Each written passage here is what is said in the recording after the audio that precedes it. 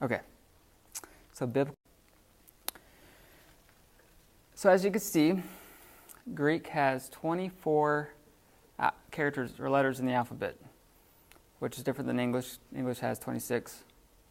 And one thing you need to realize is that there's capital and lowercase. Capital is going to look, in some cases, going to look different than the lowercase. So if you're not familiar with these, don't worry about it. The main thing I want you to memorize is the lowercase, because pretty much anything that is printed nowadays is printed in mainly lowercase, and even online Bibles are all lowercase.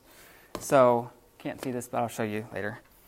And but just to give you a little introduction on this. So we're going to be learning Koine Greek, which is Koine means common, and the difference between this and other time periods is that Koine is, if you look on your course description, it deals around 300 BC, so 3rd and 4th century, all the way to 500 AD. So it kind of covers a lot in terms of what you can read. It's not necessarily just the New Testament. You can read the Church Fathers if you wanted to. You can read historians, laws, you name it, anything during this time frame you can actually learn and take in. So here, this is the Law Code of Gorton, and the interesting thing about this is that it's written, actually, I want to say it was actually written later than 5th century, but it's written from right to left. So a lot of people say that Greek originally was a right to left language, like Hebrew. And then what happened was, that's what they say anyway. I don't really know if this is true.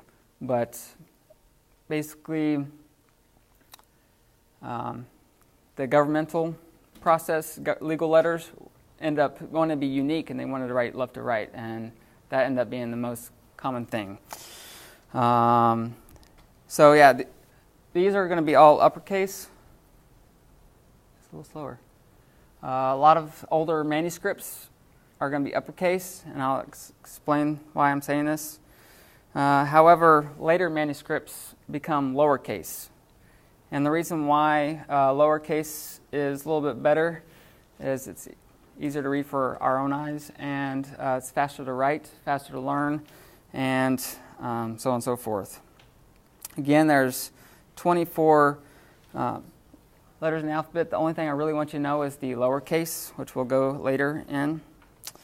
And this is an example of a printed edition of what you could possibly read when it comes to learning. I believe this is classical Greek, so you're probably not going to know that. And I think that's all I have for that. Okay. And the great thing is there are so many things that you can actually look up. You have the Center for Study of New Testament Manuscripts. So if you wanted to one day take a devotion, you can just go online and look up one of these things and learn how to read it. One of the hardest things about reading older manuscripts is that Greek didn't have any punctuation. It didn't have any spaces. They had a sheet of paper and they wanted to make the most use of it. But when you start understanding, especially the lowercase and this common, what's printed in our current testaments, or whether Old Testament or New Testament, Septuagint or the Greek New Testament, you'll start recognizing, and then after you read that a few times and go to this, you'll actually be able to pick it up. This is Matthew right there. However, if you do not have a Greek New Testament but have access to the internet, I would recommend this one. It's the gntreader.com.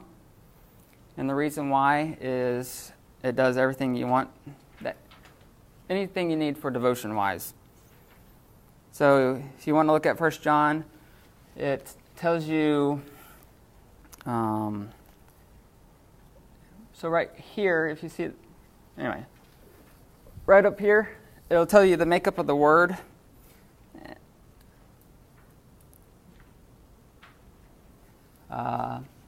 So this looks like an N and a V.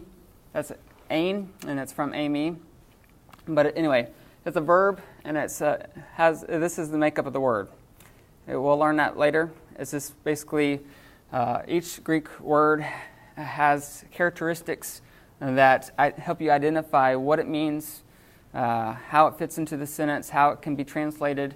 But yeah, and arche, which is what's highlighted right there. This is in the beginning was the word, and arche means beginning. It could also mean first or ruler. As you can see, I guess what I'm trying to say is that this website helps you not only read it in Greek, but it also gives you lexicon, the meaning of the word help, and also helps you with the parsing, which is the makeup of the word, how it divides out. I'll go back. Yeah, here we go. So it means beginning, but think about the word, arche. It sounds weird, doesn't it? It sounds like archaic. Archaic to me to seem something old, something from the beginning. Just use memory devices that help you memorize the word. That's just an example. I'm sure most of you have heard of the word logos before, which means word. And some of you have heard theos, which means God. Just try to think of ways to memorize words as you go through this. With that, I just want to go over the syllabus real fast. And if you have any questions as we go through this, let me know.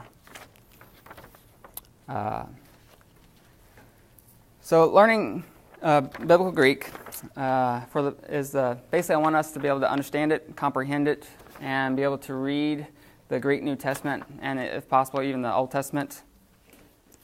Koine Greek, koine means common again, is said to be used from around 300 BC to around 500 AD. So this opens the door for all of us here to be able to read a wide range of Greek literature.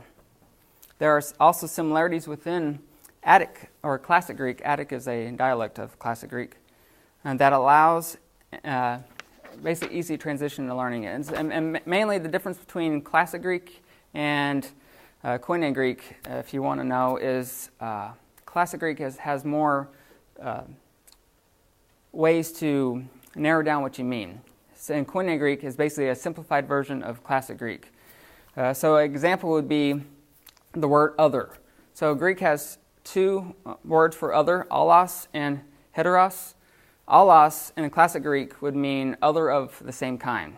So if I want another apple, I would say allos, and now I just get another apple.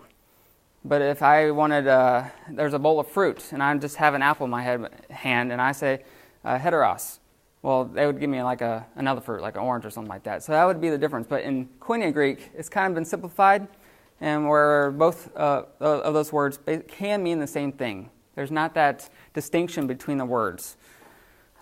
That is the main difference. So really what you're learning is a simplified, easier version of Greek. And if you want to learn Modern Greek, it's even simpler than that in some cases. And just need to learn the vocabulary. That's the hardest part. So the goals of this class is to learn to read the New Testament in the original language. 2, to become better stewards of studying God's Word. When you get to see Greek, I'll show examples after each lesson of how it can be applicable or how it can help you. One thing I love about reading Greek that is different than reading in the English translation is that the words kind of help you see the structure of the passage. You have a verb, and everything's built off that verb, for example. And there's other things that can help out. And if you have any questions as we're going through this, because I don't know how well each of you know certain grammars, like what is a verb, what is a preposition, let me know, and we can talk about it. Another goal would be to able to understand the makeup of a Greek word through an understanding of morphology. So morphology is just how the word is made. If you look at your binder, at the very last page it should be a paradigm chart. The very last page. If it's not there, it's in your right pocket.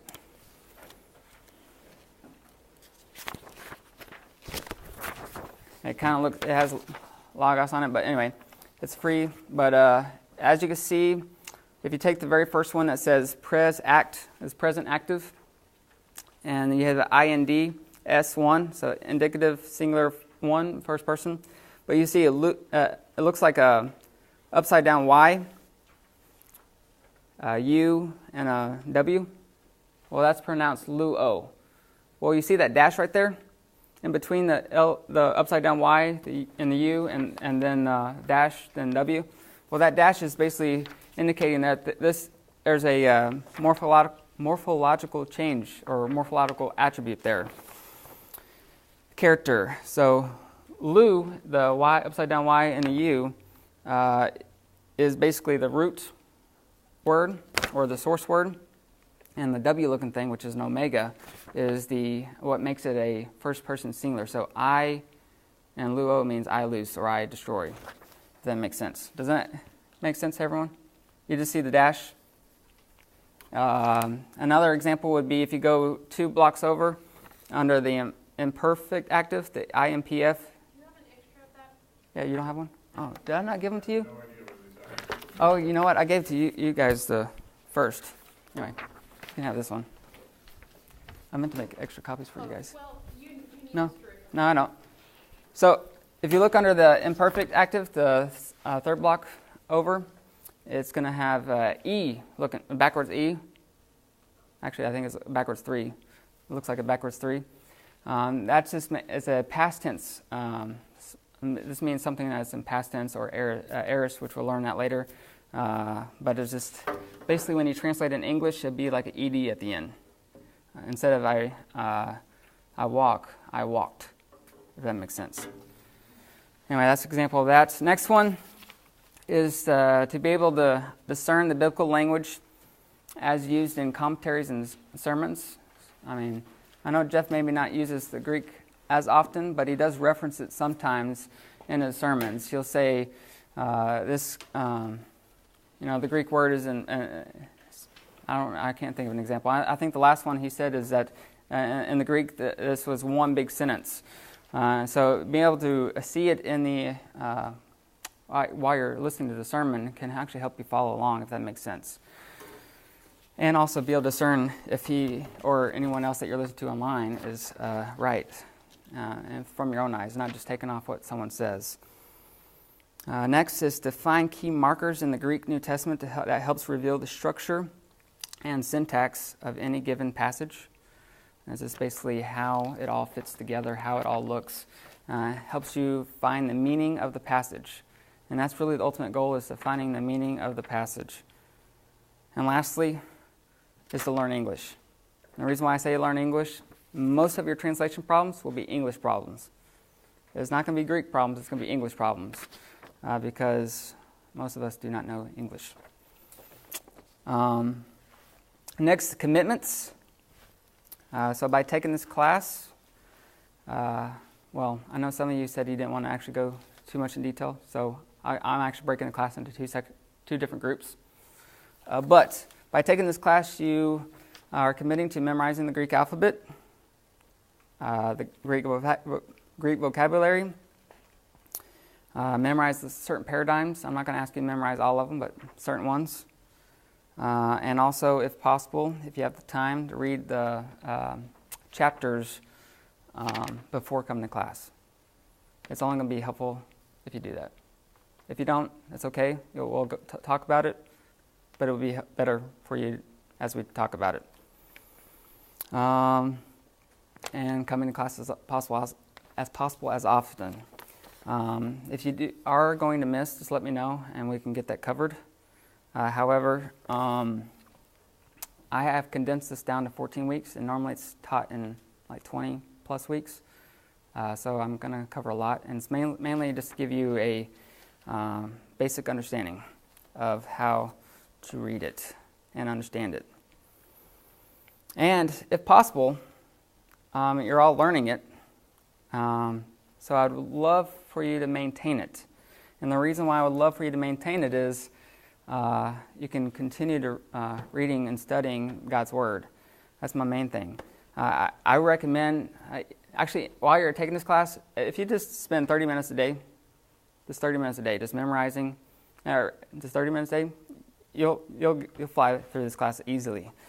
After this class, just spend, I would say initially, maybe the first 6 months, 30 minutes a day, just keep that routine and just translate. Use the website I showed you earlier and just use help that's provided and help you just to translate it. And soon you'll be able to do that in 2 to 5 minutes a day.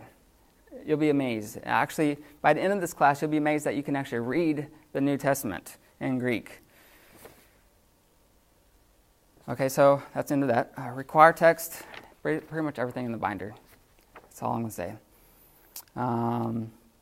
So learning requirements, I do plan on calling on some of you. If you don't want to be called on, let me know. But just know that you may be able to have to pronounce a Greek word. You may be called to answer questions, and do that out loud where everyone can hear you. And don't worry, if you make a mistake, we all make mistakes. So no one laughing at one another. Just know that we're all learning. And I am going to do a quiz at the beginning of class, just so that you and I can both know how well or where we are, where we need to improve. They're going to be pretty easy. But the quizzes may include alphabet, vocabulary, the paradigms that we learn, and so forth.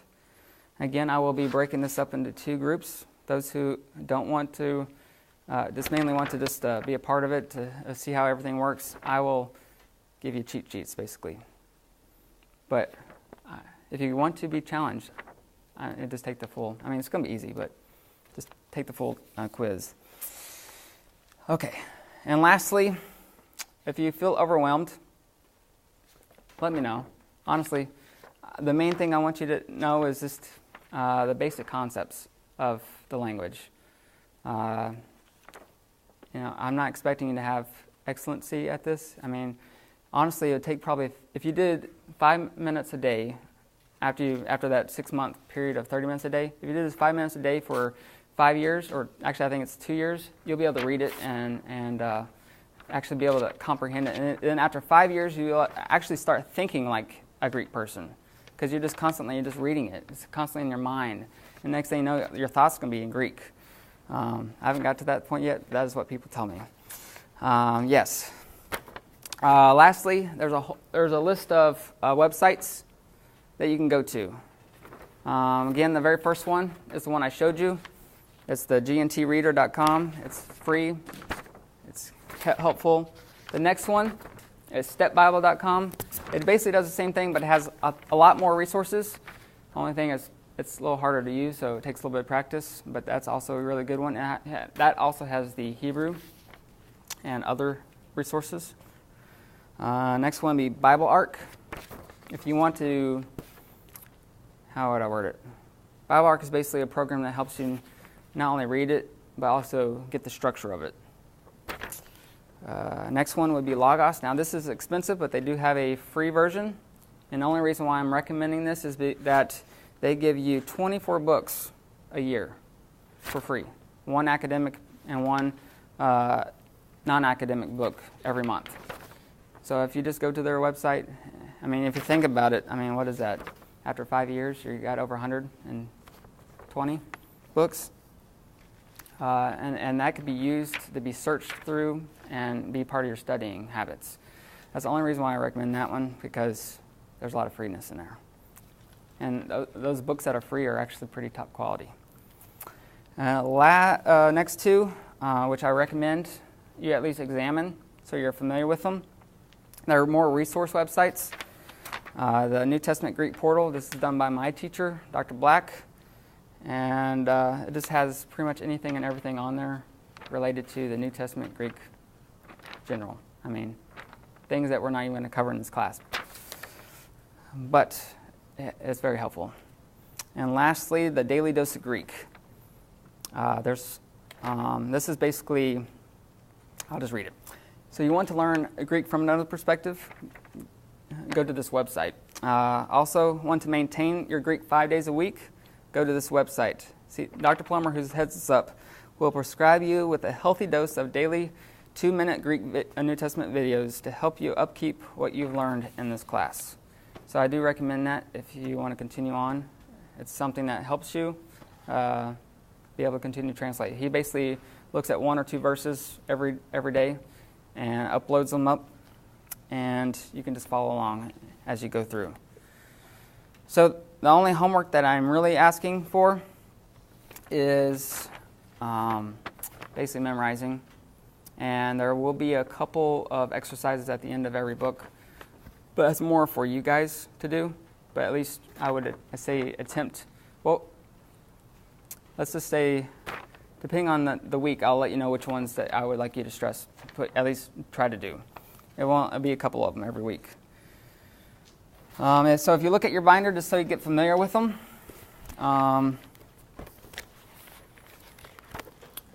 When you first open it, the left side, there is a chart of the alphabet. It has basically all the information you need when it comes to that. It helps you with the pronunciation. It helps you with the order. And if you look on the back side, we're going to learn it today, but there's also vowels that kind of go together and they make a different sound. So we're going to learn those. And it also has some extra information on here. I just recommend you look over this sheet. Secondly, because you have not written in Greek, I took the liberty of getting some of these, and so you can practice writing this. The best way to learn is not only write and read, but also speak it out loud as you're doing it. Because you're using all your senses, basically. You're using your motion skills, you're using your voice, you're using your ears to hear as you pronounce it, and you're also using your eyes. The more senses that you're using as you learn the Greek alphabet, the better you're going to be able to retain it and memorize it. And again, that word arche, which means beginning, just to give you an example, it's really simple. There's multiple different methods of memorizing. I know someone who can look at a deck of cards and after 10 minutes give them to someone and he knows the whole entire order just by memorizing them a certain way. So it's possible. So anyway, let's begin. So if you look up in your book, in chapter 1,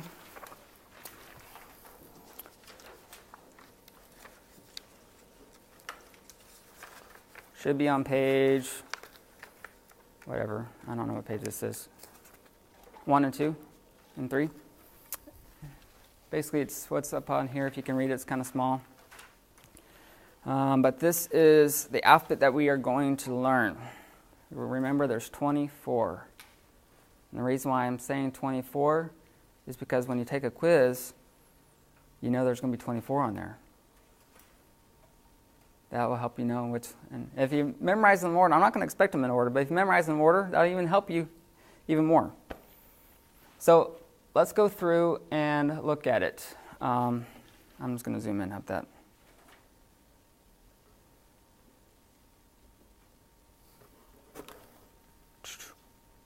Maybe not. There we go. So here we go. The very first one at the very top is the alpha. Looks like an A in English. It sounds like ah or ah. Pretty simple, right? Now, just to keep it easy to know which one is what, a lot of people like to just make it the long sound, ah. But there is a purpose in learning the difference between long and short, but we'll talk about that later if we get to it. I don't know if it's necessarily 100% accurate and necessary for the alpha. But anyway, A, or the alpha, just memorize ah, as in father. The next one below is beta. And that looks like a B, doesn't it? Pretty simple. Okay, so it even sounds like a B. By the way, the pronunciation that I'm using is called Erasmian. There's also other pronunciations to the Greek language, but this is just easy, and it's similar to the English language in some ways. The next one that looks like a Y is a gamma. Again, I'm just going to say it again. I only expect you to memorize the lowercase alphabet. So gamma sounds like a G. However, if you notice that let's all pronounce say gamma together. Gamma. Yeah. Now, where does the G sound happen in your mouth? Is it in the front, in the back, in your throat, in your teeth? Back, yeah. So there's other letters in the alphabet that also use the back of your throat. The only reason why I'm saying this is to kind of help you understand that this gamma also has another sound. If it's next to a letter that's next to another gamma, a kappa, and a Z, you notice that all those sounds are in the back of your throat.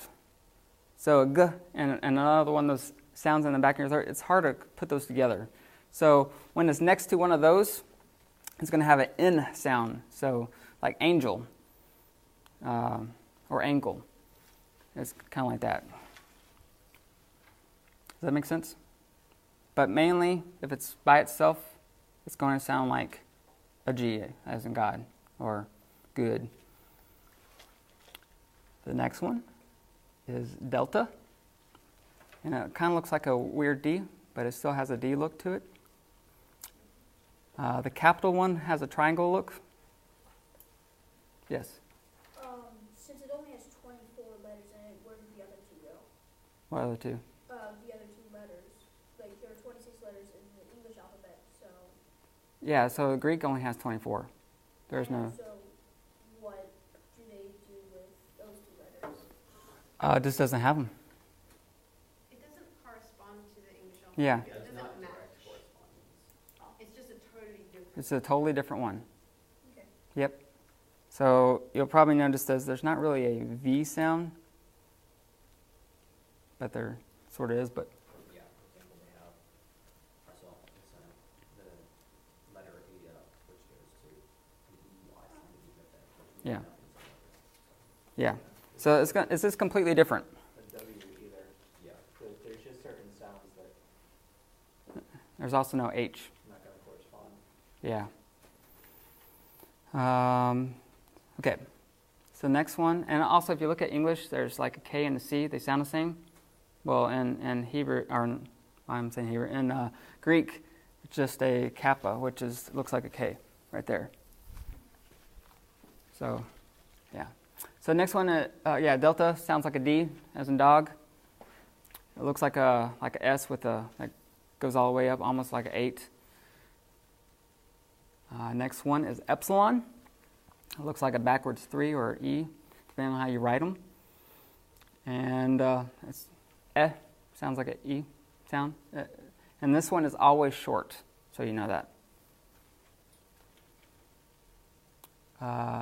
A zeta is the next one. So it sounds like the Z. Now this one has two. It could either be one of the two. It doesn't have to be.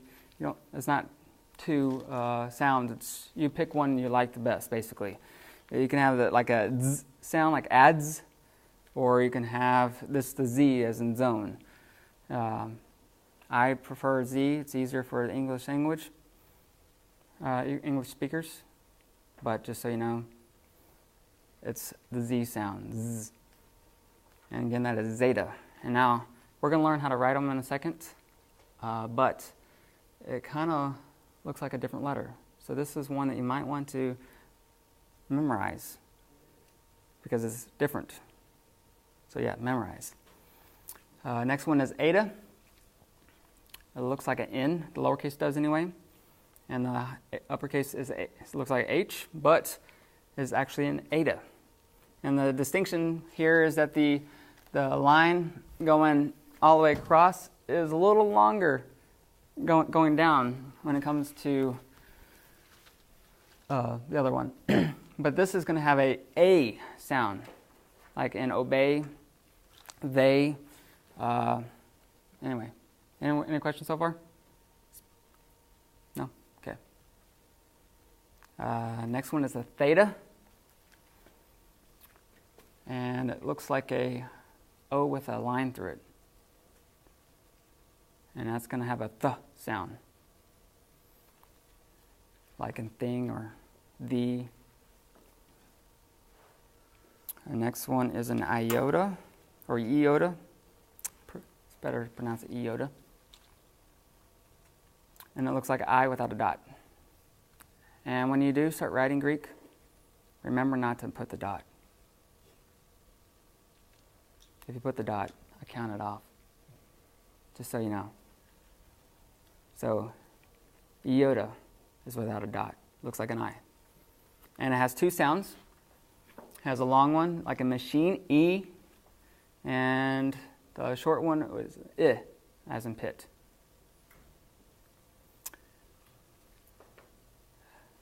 Kappa is the next one. It looks like the K, and it sounds like a K.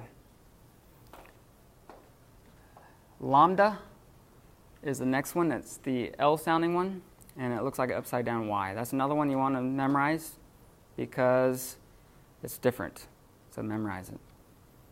And the capital is upside down V. Again, just so you know the distinctions between the English and the Greek vocabulary alphabet. So we have mu is the next one. I'm also trying to help you pronounce it. Mu. It looks like a squished U or a squished M, and or a capital one looks like an M. So basically, when you write it, we'll go over that later, but it has a line that goes right down below on the left-hand side. And it sounds like an M. That one's pretty easy to memorize. The next one is a nu. Now this one kind of is hard to recognize at first. You'll be pronouncing this word, nu, as a V a lot of times when you first start because it looks like a V. So remember, if it looks like a V, it sounds like an N. But when you start reading English, just know that the V is a V. But when you start reading Greek, it's a V is an N. Just so you know, it's a nu. The only reason why is because you'll get so into using the Greek for a while that you start reading English and it looks like a nu, but it's a V. Okay. And that sounds like the name, nu, N sound. Here's a good one. It's a X, has an X sounding. This one has a squiggly backwards 3. Just know that this is one that you also need to memorize. And it's going to have the X sound, like in relax. And that's Z. The next one is an Omicron. And that looks like what it is. Just don't say O, because there is no O in Greek. It's just Omicron. And it sounds like a ah, as in hot or anything like that.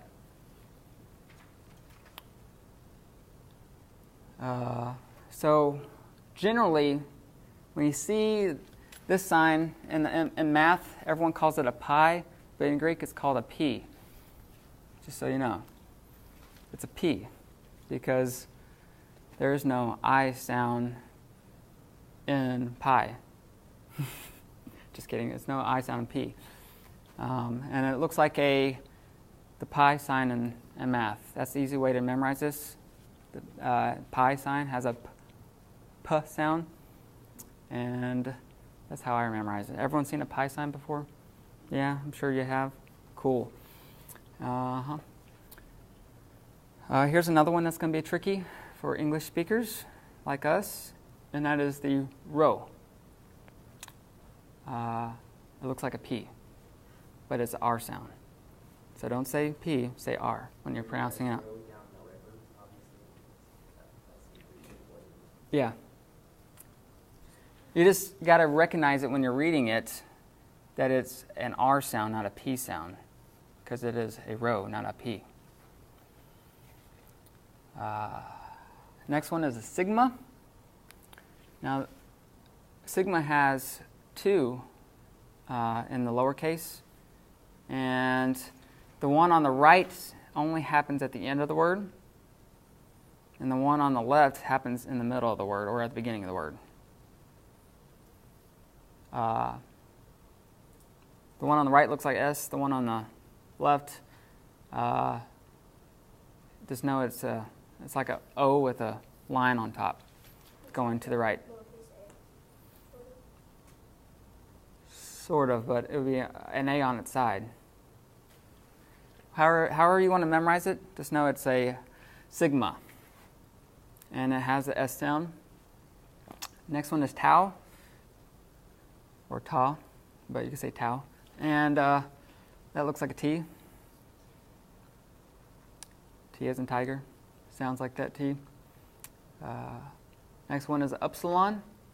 Looks like a U. Now when you're writing the U, or upsilon, and the nu, just write in a way that you can distinguish it. The upsilon is going to have more of a curve to it at the bottom. It looking like a U almost, whereas the nu is going to actually have more of a point at the beginning, at the bottom. And it's going to have 2 sounds. They're important for later, but right now just know that it has a long one as an U, as in cute, and a short one as an So next is a phi. Now this one looks like an O, but with a line going from top to bottom. And it has a f sound like F. And next one is a key. Almost sounds like a key in ignition. And it's going to have the... Actually, if you want to really pronounce it, it's in the back of your throat, kind of like a sound, but it's just for easy. It's a key, as in like key.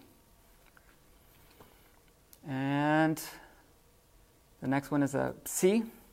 So this one's going to have the PS sound together, like in taps. Ps.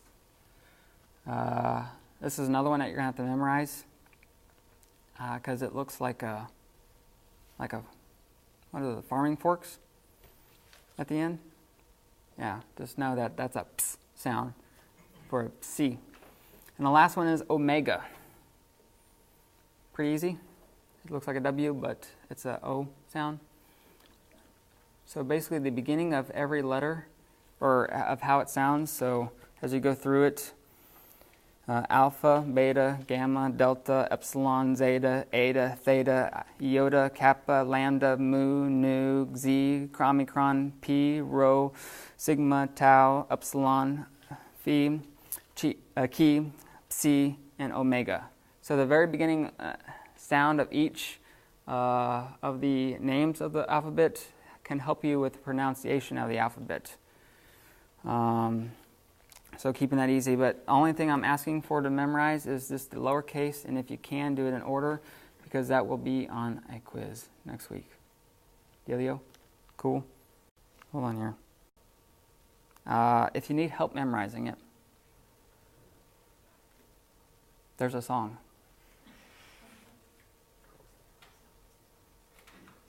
I don't know if it'll play. We'll find out.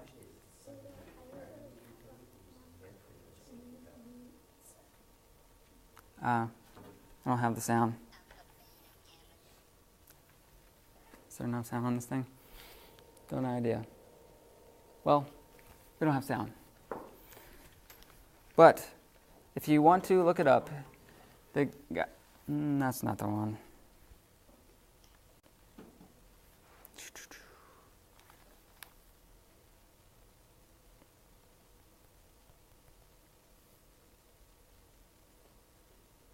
It is the guy who sings it. I think the one that pronounces it actually right is Danny Zacharias.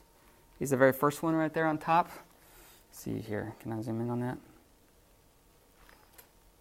Maybe not. Anyway, just know Danny Zacharias. It's a weird song, but it'll help you memorize it. It's got a cowbell in there, so you know you're going to like it. And it'll at least we have the ABC song, A, B, C, D, E, F, G, H, I, J, K, L, M, N, P. Well, the reason why we have a song is to help us memorize it. So I recommend at least looking up one of these songs. There's a rap version. You can always look up that one too. There's a techno version. Go for it. Whatever helps you, listen to it, okay? And, there's that whole mix right here. I'm sure there's going to be all sorts of ones.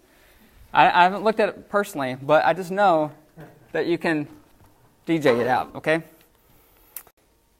So let's get to writing. Oh, there's my pen. Over here.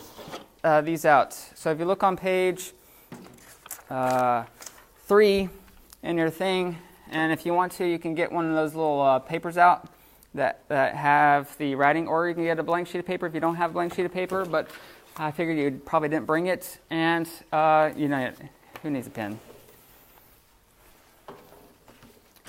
Hey, John, is there the pen bucket in there?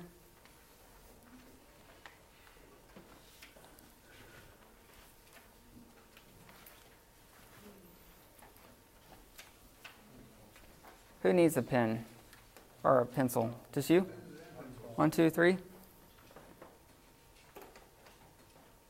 4? We need at least 4. This table. And Craig.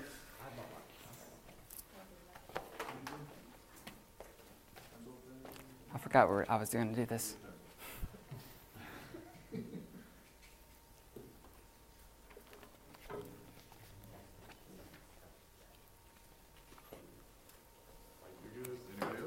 Great.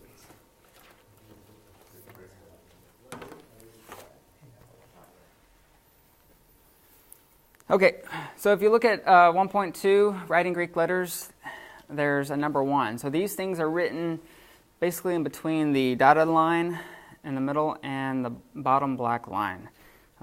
Main thing you need to know about that is that this is just how you write the lowercase letters. This is all you need to write them in. You don't really worry about writing them in the uppercase letters unless you really want to. But for memory's sake and for readability's sake, just memorize the lowercase. So just so you know, we're going to just go ahead and write. Let's just write all together the alpha together. So it's going to look come on now. Kind of like that. Looks just like an A.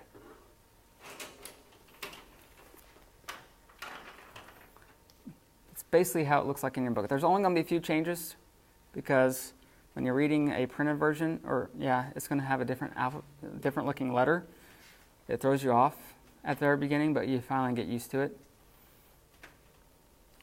Because the printed is actually a cursive script, and that is just what it chooses to do. And this is more of a font print script.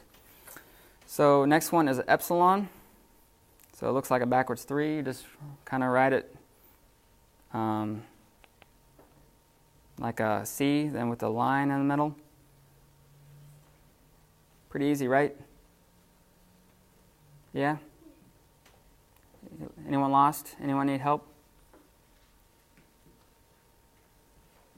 Now, I know that this sheet right here doesn't have them in order, but if you can, try to follow what's in your Greek book first, so we're all on the same page. Next one is the iota.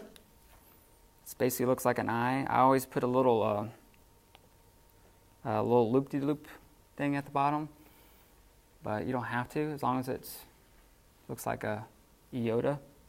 You're good. And remember, do not put the dot. If you put the dot, I'm marking that off.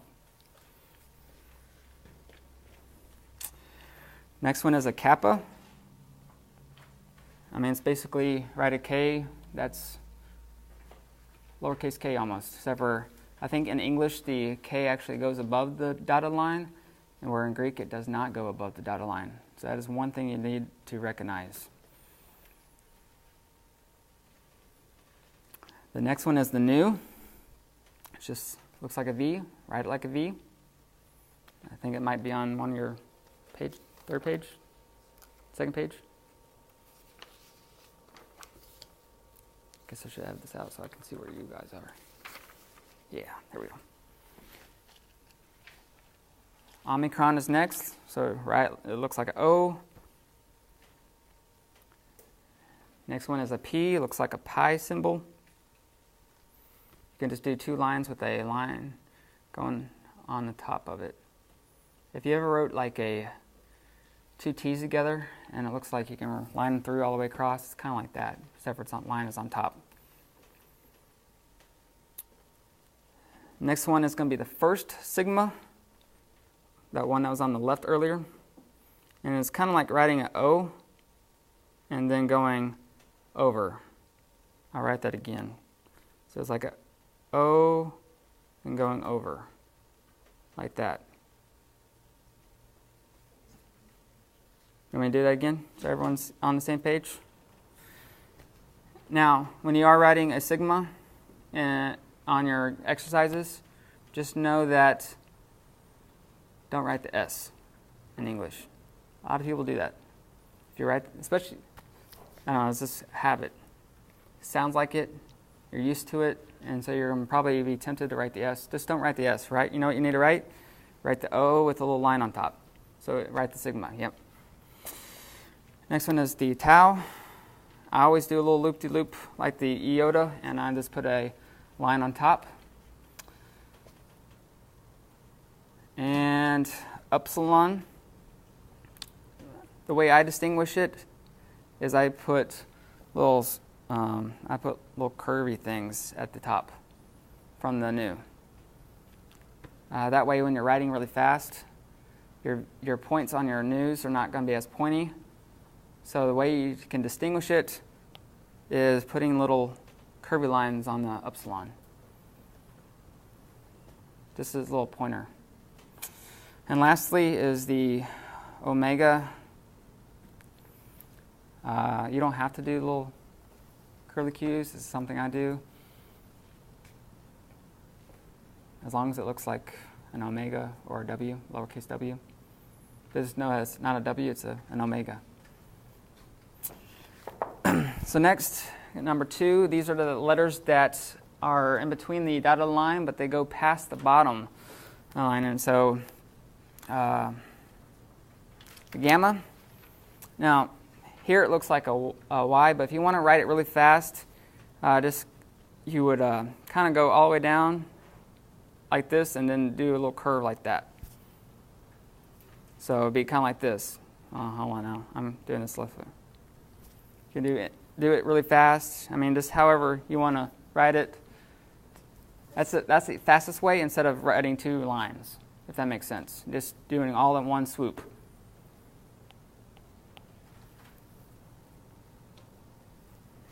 Next one is the eta. It's kind of like an N, but I don't care how long the line goes past this, as long as it's longer than the first one. Otherwise, you're writing an N if they're the same and it's not the eta. And now it'll be marked off. Is that simple? Everyone got that? Okay. The mu. So I don't really like this one because this one looks like an M. But the best way to write it is go line down, then go back up, then how do I do it? Hold on. Kind of like that. But just know that the first line that you're making goes all the way down. So you're just going to make it line down, up, and almost like an M. But try to keep this, hold on. Try to keep this space right here to a minimum. Less space, the better. So in the book, it's like a U with the drip coming down base and science, right? So is that the same character? For the mu? Yeah, for mu. Yeah, I don't know what to. Yeah, maybe. Yeah. Wait, just when you did it. Huh? When we were going through the book, or at least the slides. Yeah. It didn't look like an M. It looked like a U with. Yeah, it looks like a U with a line on the left-hand side. Yes. Writing an N is an alternate way, I guess. Well, it's not the correct way, but yeah, you can do that if you really want to. Okay.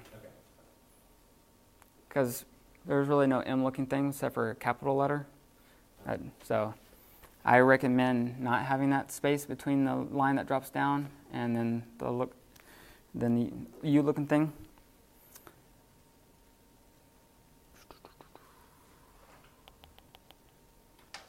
Oops, look at that. So you got the eta, the mu. And so next one is a rho.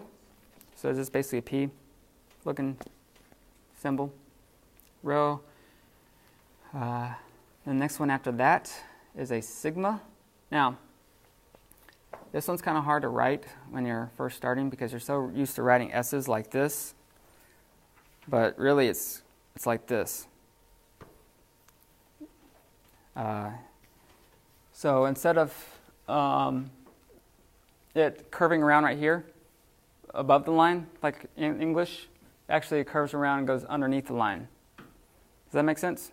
It's more like a C with a little tail. Yes, like a C with a little tail. That's a good way to put it, yeah.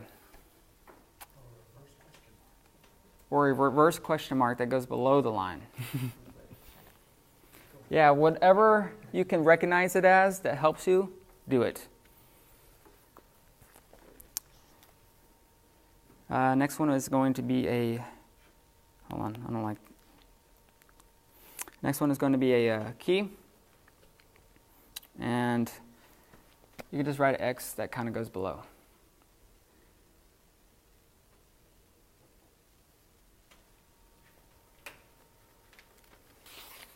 Simple, good to go. Anyone have any questions on that? I have a question about Yes. the epsilon. Yes. On our printouts, it looks more like a backwards 3, Yes. but then in So the example it says like it's more like a C with a line. Does that matter? that doesn't matter. So this is going to be the printed cursive writing. So this is just more prettier. Oh, okay, gotcha. Yeah, this, and what I'm writing out is more handwritten font. So yeah, whatever makes it look like a backwards 3, that's basically. So if you want to write a backwards 3, go for it. So number 3 on under 1.2 is the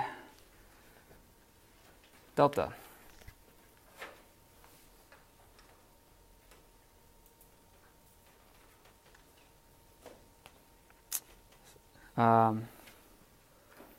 So if you notice that none of the letters actually touch the top line, I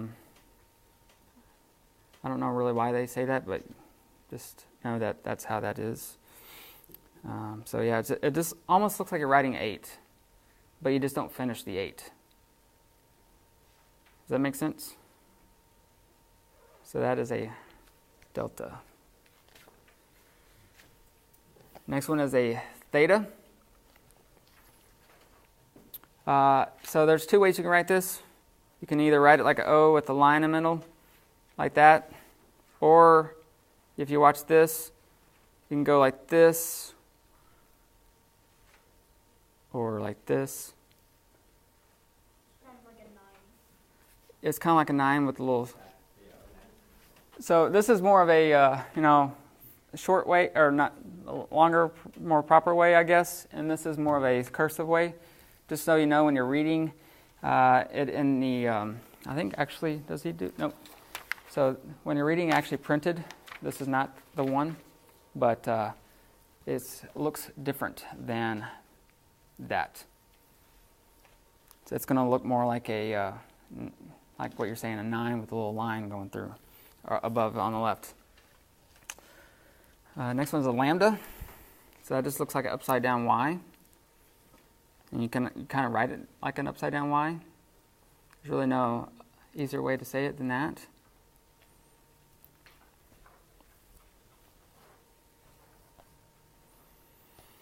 And lastly, under part 4, these are the ones that go above the dotted line, but also go below the black bottom line.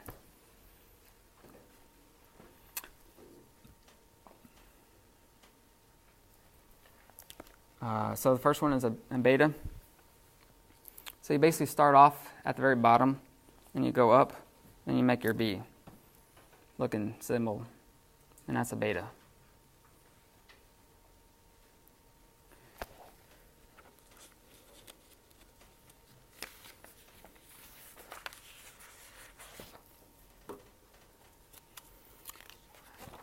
I personally don't like the what's in the book on the zeta. It's just weird to me. But I like what it's on your sheet right here. I'd recommend following that. It's on the very first page. So you just make a little loop-de-loop and going around and going. Actually, I messed up on that one. Going right too slow.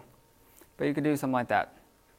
Just know that you have a little crossing, line crossing right here, and it goes all the way down. This is exactly like the word ending sigma, except it's got extra loop at the top, right? Yes, sort of. And it crosses the middle line.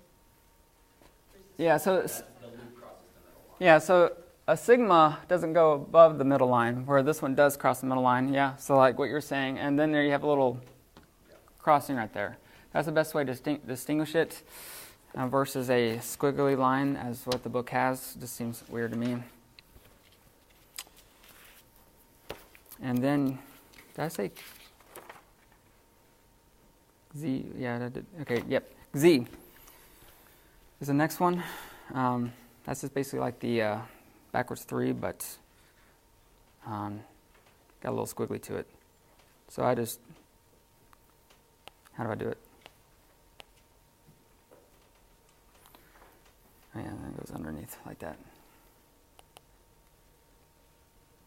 This is probably one that you won't write that often. I rarely ever see it, but I write it pretty crazy. Next one is a, pretty sure it's a phi. I'm just double checking. Yep. So the next one's a phi. You can either write it one or two ways. You can have a circle and with a line going through, or you can do a little fast way and go whoom, like that.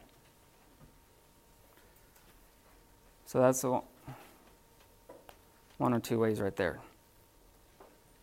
And in printed editions, it's going to be more. It will look more like the one on the right. Again, it's cursive, so it's a little easier. And lastly, it's a going blank right now, but it's a psi or psi, and it's going to be like the epsilon, but it has a line going through it.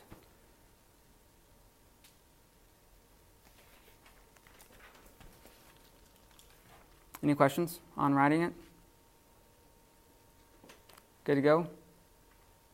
So if you want to, just practice writing it whenever you have time this before class next time, and just get used to it. So now we're at the next section, and that is the Greek vowels. Greek has 7 vowels, whereas English has 5. It's going to be similar in sounding, so you have the alpha, epsilon, eta, iota, omicron, epsilon, and omega. Those are the 7. The best thing to know is that epsilon and omicron are always short. Really, that's the main thing I would ask you to memorize, is just that. Because what happens is when words start changing and you start adding a different, what are they called? The morphology to it. So what's going to happen to the epsilon is that it's going to lengthen to an eta. But we'll talk about that later. But as long as you know that this is a short and it can be lengthened, that's the main thing that you would need to know. Same thing with the omicron. Omicron gets lengthened to an omega. But you'll learn that later. Just all I care about is that you understand that these are always short. And I'm not too worried about that. They could either be short or long. But again, just know that there are 7 vowels. I'm not really going to quiz you on that. It's pretty similar to English. That's the main reason why I'm not going to. But I do want you to know the alphabet, because that's more important than knowing the vowels. Besides knowing that the epsilon and omicron are always short. So when 2 vowels come together, you know, something happens like this in English, but it's different in Greek. what does my son let's do? Yeah, in English it's, when two vowels walk together, the first vowel does the talking. Anyway, it's not like that in Greek. So, you have E and A together, it doesn't sound like a E sound. So here, the very first one, it's got an alpha and a iota. So this is going to sound like I, or like aisle, like an aisle, I. Everyone got that? These are pretty important to know, but there's a lot of memorizing of what something sounds, and that's probably why I gave you that little helpful sheet wherever I put it that has all the sounds. Yeah, this one that's in your left pocket. Left pocket. It has these are called diphthongs, and diphthongs. Yep. And these are when just two vowels come together, and they make a unique sound. And just so you know, you can look at this chart. Should be similar. Hopefully, I never really compared it. I mean, those correspond almost exactly to English, and a few borrowed words from Yeah. French and whatnot. It's kind of amazing, actually. Well, yeah, there's a lot of similarity in English. Like the epsilon and iota sounds like an A, like an 8 or wait. For the fourth one. Huh? For the fourth one? Yes? Oui. Oh, okay. I've got or quit. Okay. Oh, yeah, sorry. Yeah, that's another thing I don't like about the book. But it's actually a we sound, like sweet. So mark that out of your book and write we. Yeah. So, yeah. So omicron and iota sounds like a oi, like in soil, oil. Kind of corresponds with what it looks like in English, sort of. Upsilon and iota is a we, like we just talked about, like in sweet.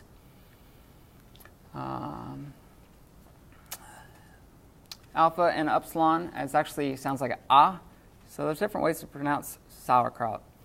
But I think around south it's sauerkraut. It's a little different. But it actually has a ah sound, like you ought to do something. Yeah. Epsilon and a upsilon is like a feud, oo sound. I had to correct myself on that one. And it's different than the omicron and upsilon, which has a oo sound, like in soup. Ooh, and like ooh, get away, and ooh, as in soup. That's how you distinguish between these two. So everything is in the book. The main thing is, this is definitely like a we sound. Oh yeah, lastly, there's unique diphthongs. They're actually called iota subscripts. The iota has no sound, so just pronounce it the way the letter is. But just know that if you forget when you're writing the iota, you're writing a different word. The iota helps you distinguish what word it is. So it would be alpha would be iota would be a or a, eta would be an a, and omega would be o. You don't have to worry about the pronunciation of the iota subscript. Just know that it's very important for spelling. I think same thing happens in English on certain words. I'm not too worried about the consonants and vowels. I just wanted you to know that that the epsilon and omicron are always short.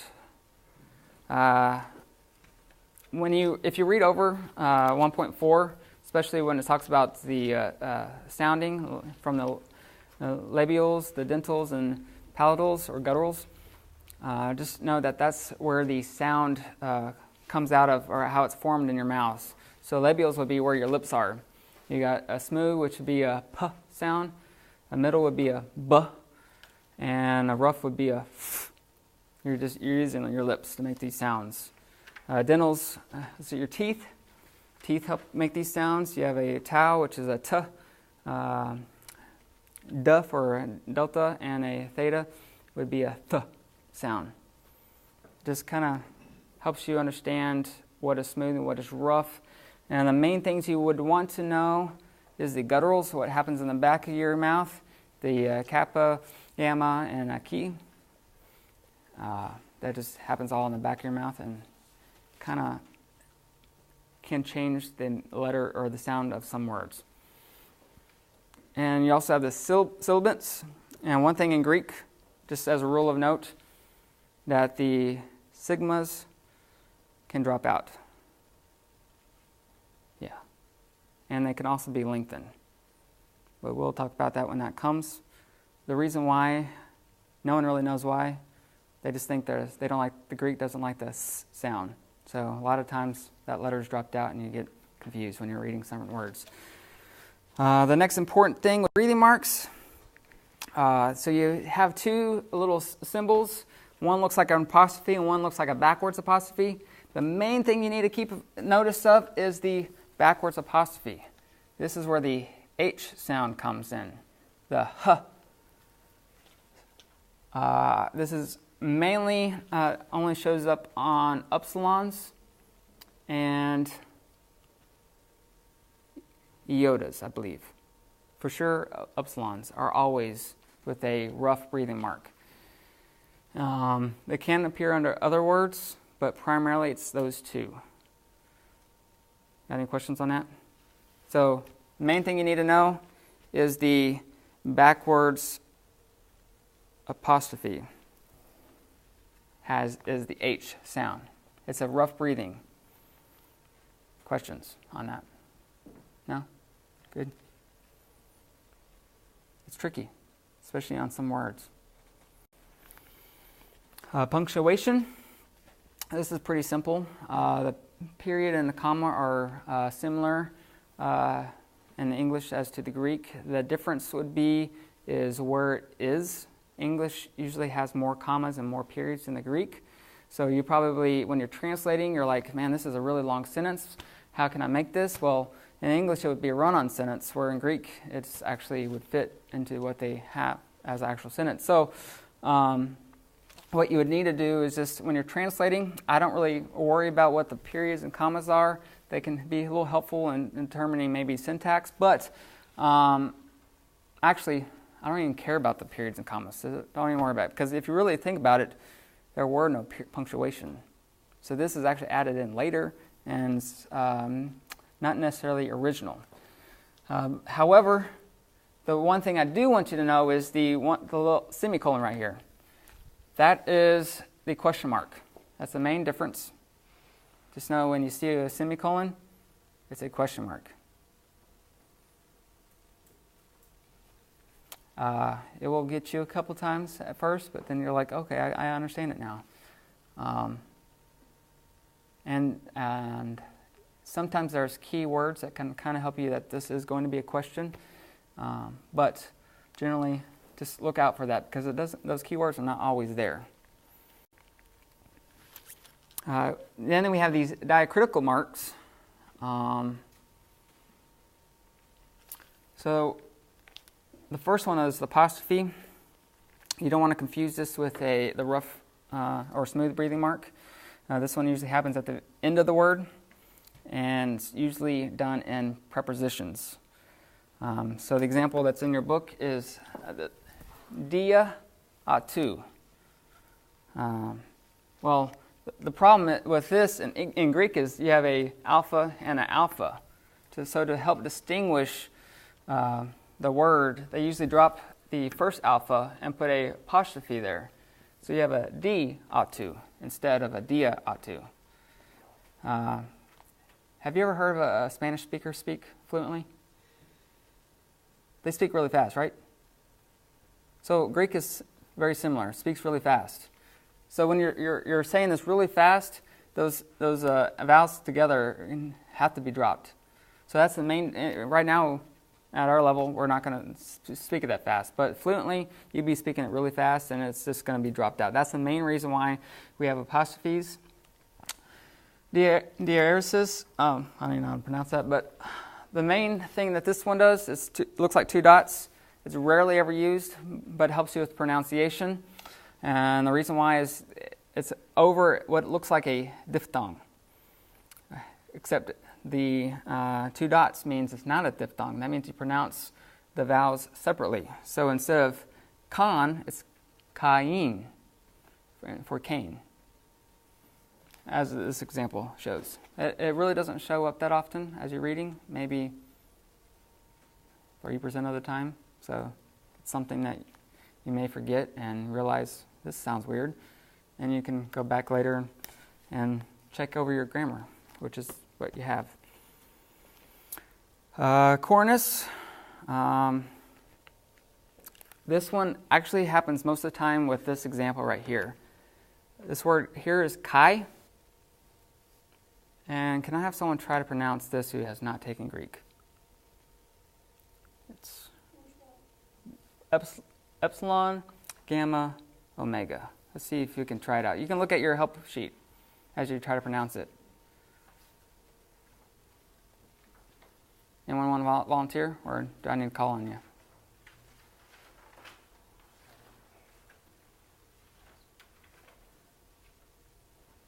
This is a practice. How about Josh?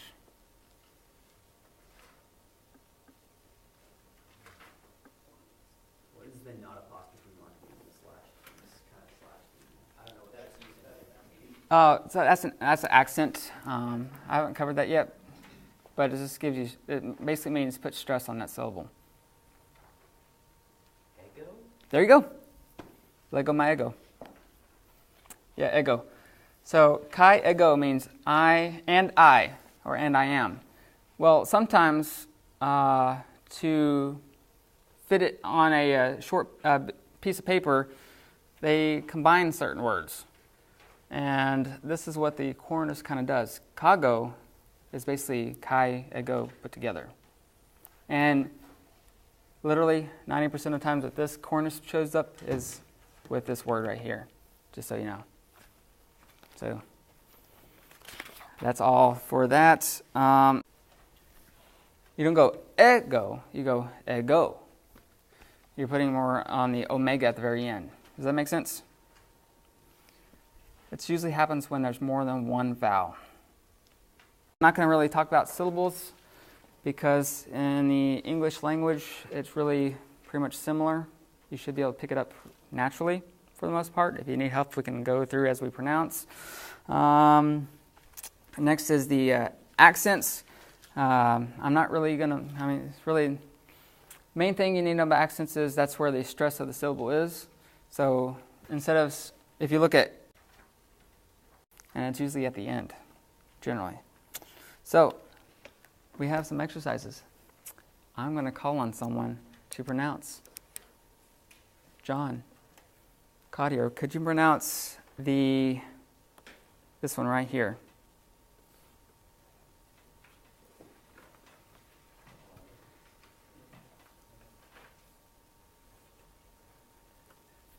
Just so you can practice. Apostolos. Apostolos, good, yeah. So there's one problem. Where do you get the O sound? Right, from omega. Apostolos. Apostolos, yeah. Yep. Can you guess what that word means? Someone? Apostle. There, see? There's some similarities, right? Let's see here. Should I give a hard one to someone? Trevor, how about you? Hard? Right here. Oh, that one over there?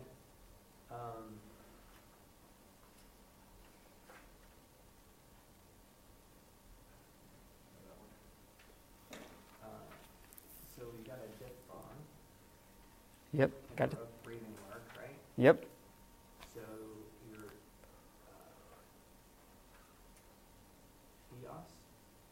Huios. Yeah.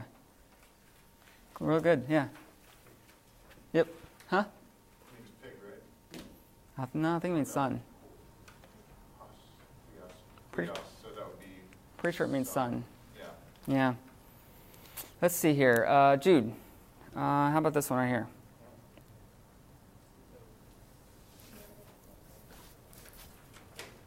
top middle one right there.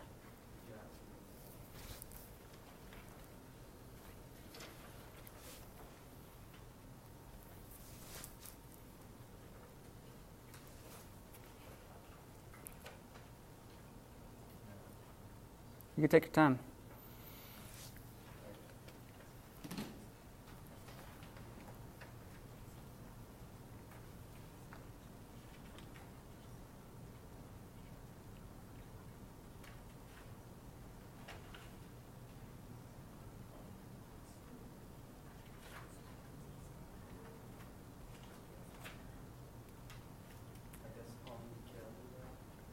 Angelia, good job, yeah.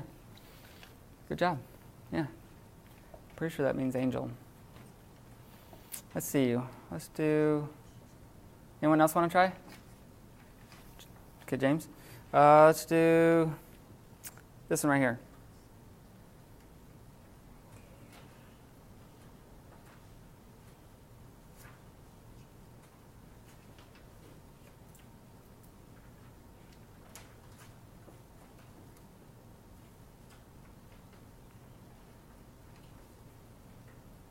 You can kind of say it in your head when you're trying it out.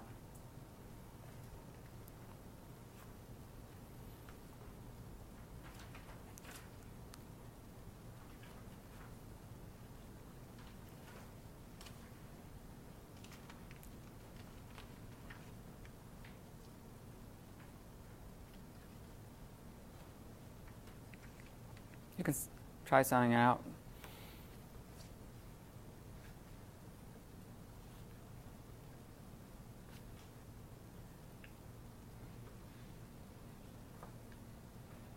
Sigma sounds like a...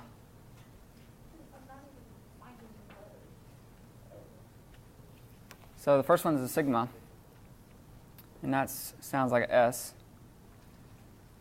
So it would be like S.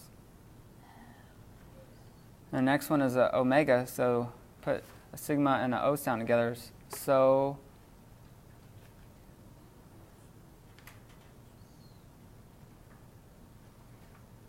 And the next one after that is a soma. Yep, good job. Who wants a hard one?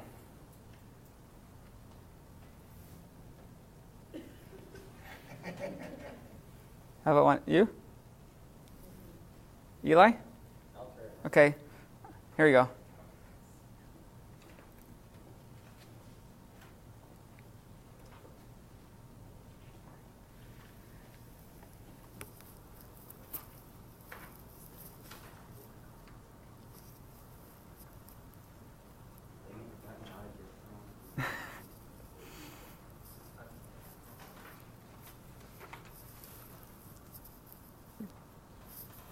So what are some markers that you see?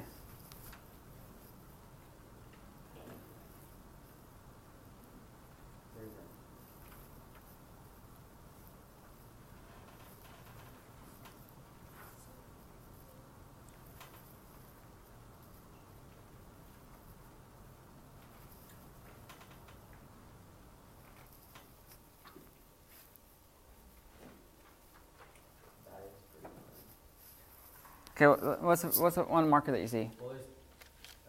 Well, Yes. you've got a breathing mark. You've got Okay, so what does breathing mark sound like? Well, in this case, it's a normal. I think it's a smooth one, so it'll just be. No, not smooth. Really? Backwards. Apostrophe is a... Am I looking at the right word? The one that has a No, iota, epsilon, rho, and a diphthong. Yes. Hieru. Hieru. Does that mean yesterday? No, I believe that's temple. Okay. Because there's a French word that's very close to that. Yeah. How do you tell between? I guess we're probably gonna get to it later. Yeah. How do you tell between the long and the short? Because I can't. Yeah. I knew that, but I was like, you've got the I and or you've got the iota and epsilon in there, and you don't know which one's the long and the short. Yeah. So easiest way is just do long. But if you want to actually know the rules, if I remember right, for like alpha, for example, the first one is going to have the short, and the last one's going to have the long. So like alpha, for alpha, Yeah. and at the end. Same thing with the other ones. But just to keep it simple, you could just do long the whole entire time. And when it has a breathing mark, you usually do the long one. So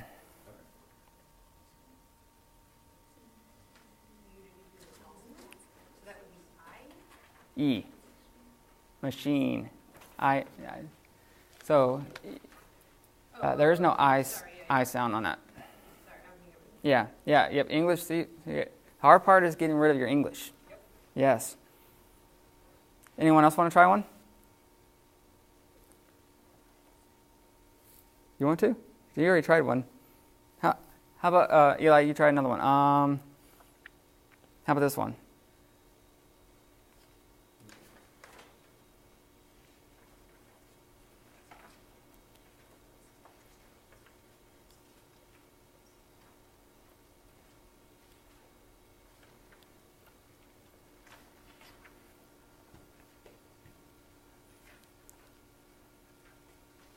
And if you want to, you can call out what you do know as markers.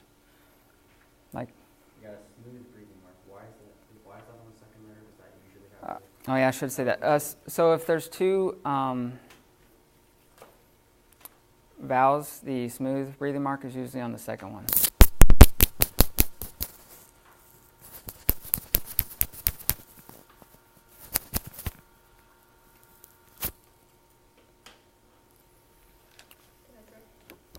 Oh, look at, give me 1 second.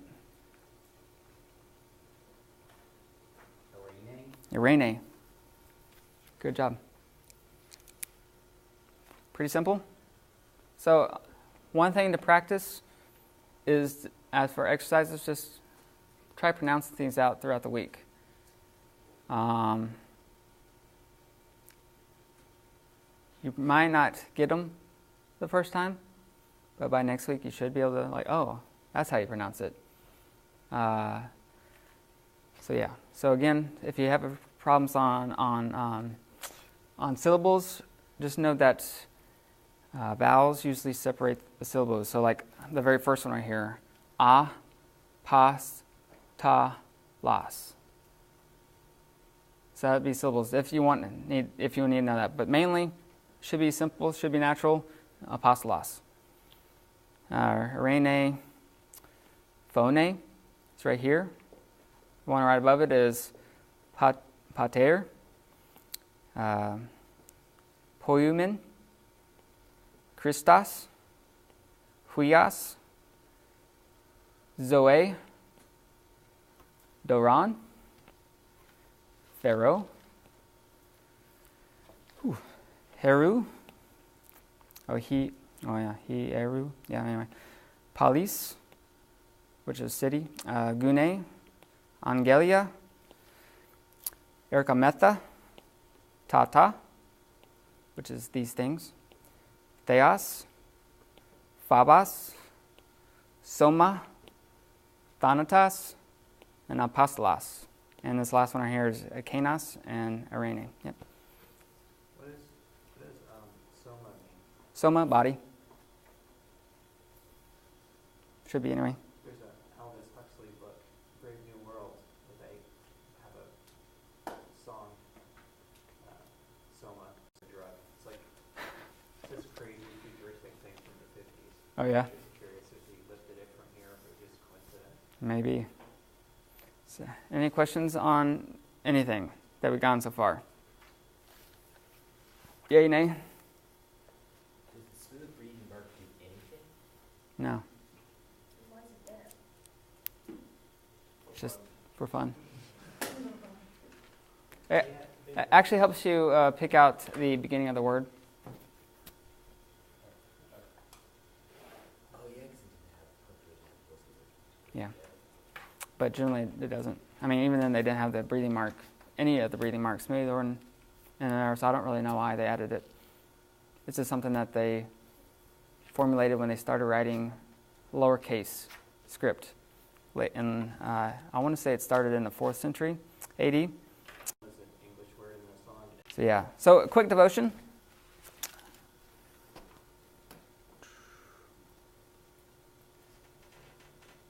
So a good thing to know about the alphabet, it kind of helps you, and especially the order of the alphabet can kind of help you here. Let's see, can someone try to pronounce these two words? Come on now. There we go. These two words right here. Can you see that? Not a very good marker. Egota? Here we go. I could do this. Egota. Yeah. Now, can you think someone can get this word? Now, it has a capital in it. Alpha. Alpha. Yeah. Anyone want to do this one? Chi. How about these two? Ta what? Omega. Ta omega. So ego is I, and if there's usually not a verb, which you don't know these things yet, which this one does not have a verb, it applies the verb I. So it'd be I am the alpha and the omega. So wait, why is omega just written as the capital omega and alpha is actually a word? No idea. Just the way it is. Yes? I'm sure we'll get to this later, but why is the sometimes ta and sometimes ha? Yeah, so it'll be a difference between if it's masculine, feminine, or neuter. Okay. Yeah. So like this right here is a article, ha. Anyone want to try this word?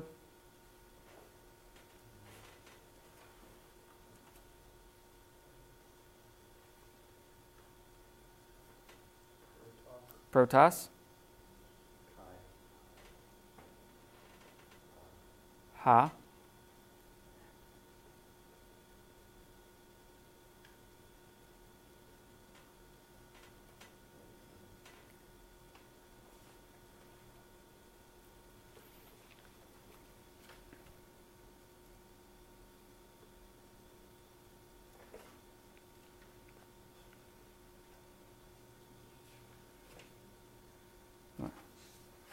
So it's got a smooth breathing. Eschatos, yeah. So let's see if so this is I am the alpha and the omega. Does anyone can guess what protos means? That's first, yeah. It's kind of like English prototype or anything like that. And how about eschatos? Last, yeah. And eschatology, the study of last things, yep. So I picked this verse because it's pretty simple, pretty easy for anyone to kind of pick it up. So I am the alpha and omega. Now the position of the alphabet is pretty interesting because alpha is the very first one and omega is the last one. So he's basically saying I am the first and the last, and he says it again. I am the first and the last. Now let's try this one again. Let's see if anyone can pronounce this one. Hey, yeah.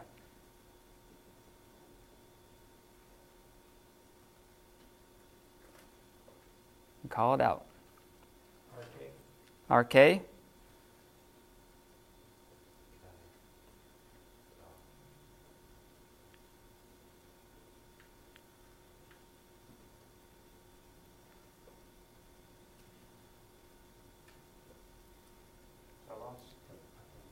Telos, yeah. Now, who knows what RK means? Yes? Beginning. How about telos? End. So he's basically saying it 3 times. I am the first and last, I am the first and last, I am the first and last. In 3 different ways. But just so you know that the alpha and omega is used in that sense, is that I am the beginning and I am the end. Jesus is the one who's saying this, and he's the first and last.